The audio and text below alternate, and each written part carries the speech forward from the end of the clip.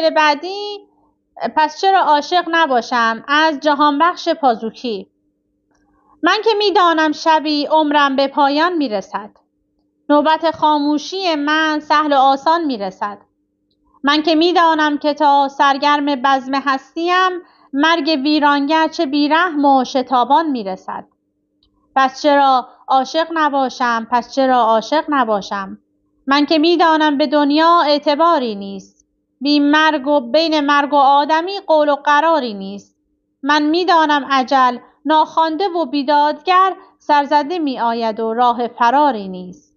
پس چرا عاشق نباشم، من که میدانم شبی عمرم به پایان میرسد، خاموشی من سهل و آسان میرسد. پس چرا عاشق نباشم.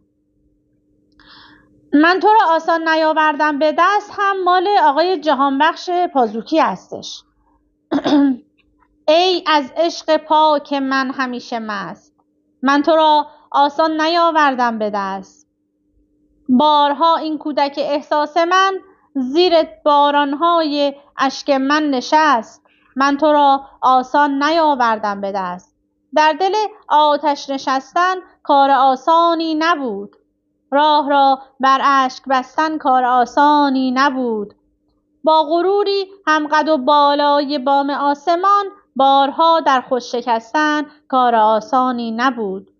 بارها این دل به جرم عاشقی زیر سنگینی بار غم شکست، من تو را آسان نیاوردم به دست. در به دست آوردنت بردباری ها شده، بیقراری ها شده، شب زنده‌داری ها شده. در به دست آوردنت پایداری ها شده، با ظلم و جور روزگار سازگاری ها شده. ای از عشق پاک من همیشه مست، من تو را آسان نیاوردم به دست. بارها این کودک احساس من زیر بارانهای اشک من نشست، من تو را آسان نیاوردم به دست. و آخرین شعری هم که میخوام براتون بخونم، یا مولا دلم تنگ اومده، از ابو سعید ابوالخیر. در دیده به جای خواب آب است مرا، یا مولا دلم تنگ اومده، شیشه دلم ای خدا زیر سنگ اومده. زیرا که به دیدنت شتاب است مرا، یا مولا دلم تنگ اومده، شیشه دلم ای خدا زیر سنگ اومده. گویند بخواب تا که به خوابش بینی، یا مولا دلم تنگ اومده، شیشه دلم ای خدا زیر سنگ اومده. ای بیخبران چه وقت خواب است مرا، یا مولا دلم تنگ اومده، شیشه